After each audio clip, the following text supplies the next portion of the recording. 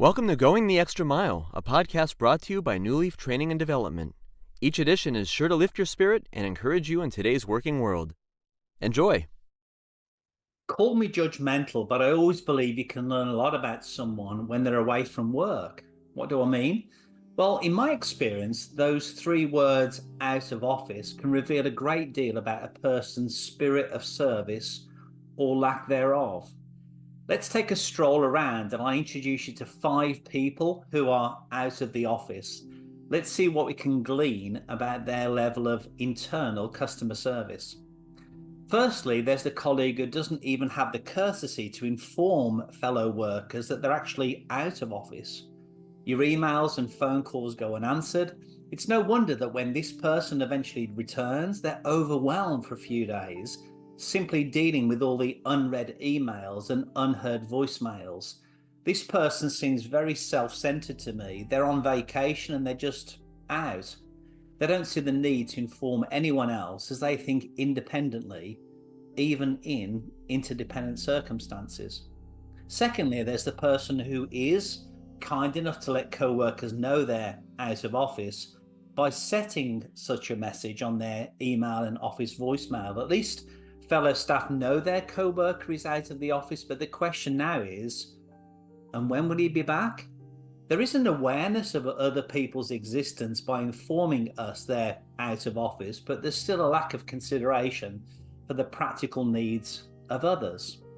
Thirdly, there's the person who not only is kind enough to inform you they're out of office, but also tells you when they'll be back.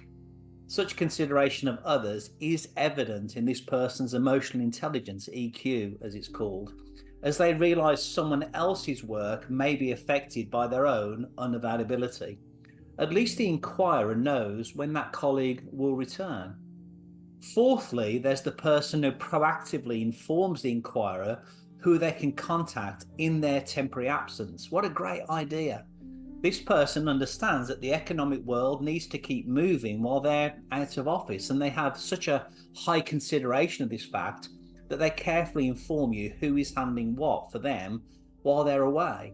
This is highly appreciated by others, but sadly is rarely received in response to an unanswered email or unreturned voicemail. You know, there's only one level of service from a colleague I've ever seen above this, and this fifth and final type of person epitomizes excellence at work. What does such a person do when they're away for a while? Well, they certainly do what person number 4 does, let us know who's covering what task while they're away, but here's the extra mile. They actually give us a heads up in advance that they have a vacation coming up. What an incredible spirit of service.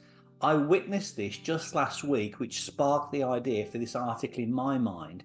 This fifth type of person clearly and concisely stated they had a vacation plan for a certain date.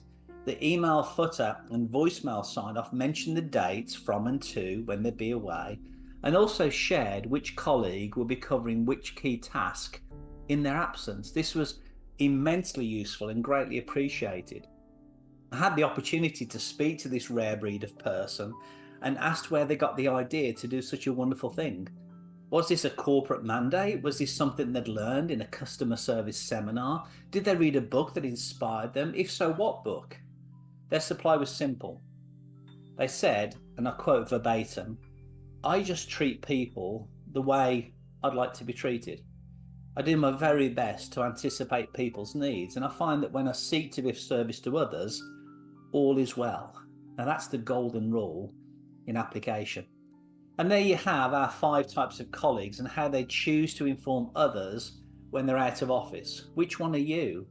Which one could you be to provide even better service to those you work with and serve? I hope you found that short story useful, and if you did, feel free to rate, review, and share this podcast. We'll be back next week with another episode, and we also invite you to check out our other weekly podcast, Take 5. An inspiring interview with a leader worth listening to. Bye for now.